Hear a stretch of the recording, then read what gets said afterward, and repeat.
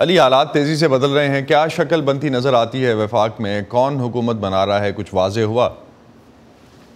جی، اگرچہ مسلم لیگ نون نے یہ اعلان کیا تھا کہ وہ حکومت سازی کے لیے آگے بڑھیں گے اور وفاق میں اور پنجاب میں حکومت بنائیں گے، لیکن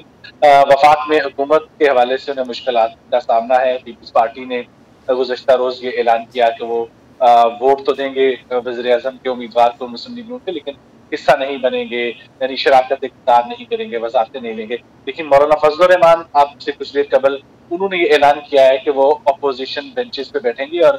وزارت عظمیٰ کے امیدوار کو بھی ووٹ نہیں دیں گے، بلکہ انہوں نے تو بھر کے نواز شریف کو بھی دعوت دی ہے کہ وہ اپوزیشن کے بینچز پہ آ کے بیٹھیں ان کے ساتھ۔ تو یہ وہ صورتحال ہے کہ کوئی حکومت سازی نہیں ہو پا رہی ہے۔ پی ٹی آئی نے چونکہ اعلان کر دیا تھا کہ وہ مسلم لیگ نون پیپلز پارٹی کے ساتھ اتحاد یا بات چیت نہیں کرے گی، لہٰذا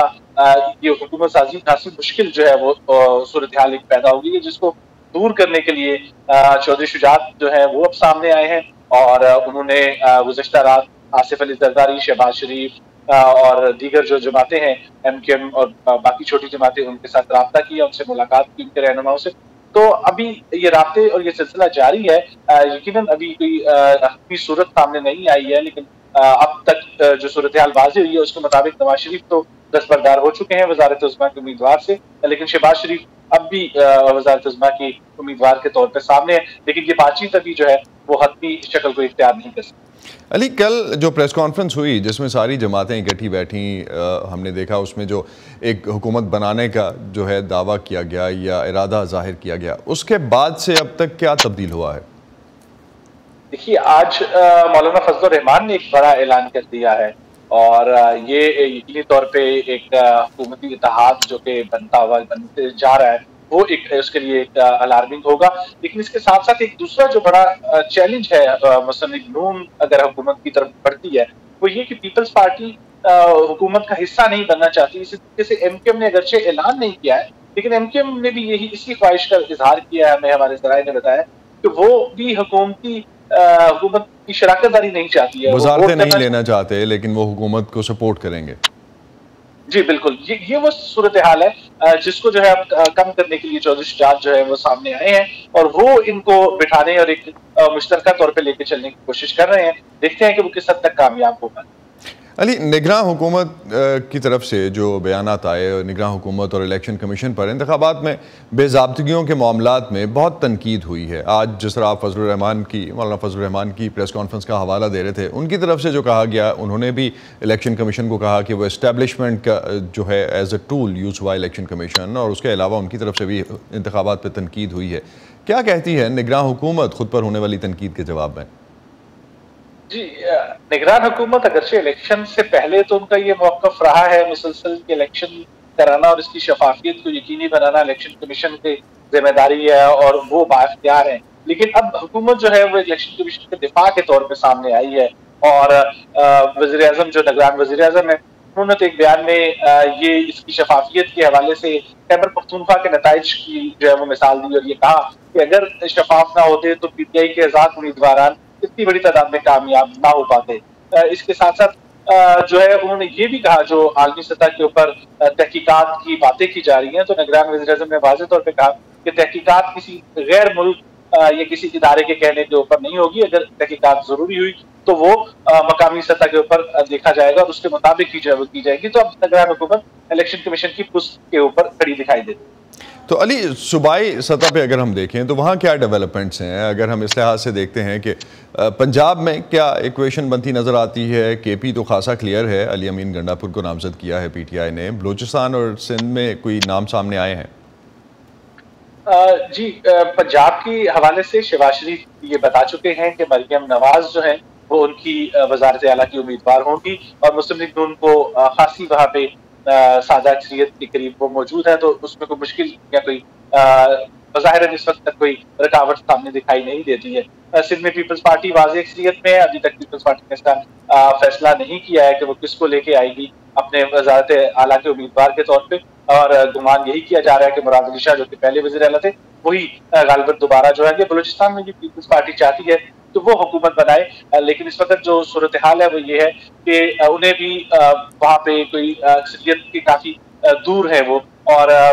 دیگر جماعتوں سے حمایت چاہیے۔ لیکن پیپلز پارٹی کی یہ خواہش ہے کہ وہ اپنے وزیر اعلیٰ کو لے کے آئے، اور اگر وہ ابھی تک جو بتایا جا رہا ہے یا گمان کیا جا سکتا ہے وہ یہ ہے کہ سرفراز بھٹی پیپلز پارٹی کے وزارت اعلیٰ کے بلوچستان میں امیدوار ہوں۔ تو علی، ایک اور جو بڑا ٹیکنیکل ایشو ڈسکس ہو رہا ہے پاکستان میں، اگر آپ کی کسی آئینی ماہر سے یا قانونی ماہرین کے حوالے سے اس سے بات ہوئی ہو یا آپ نے ان کی طرف سے کوئی اوپینین سنی ہو،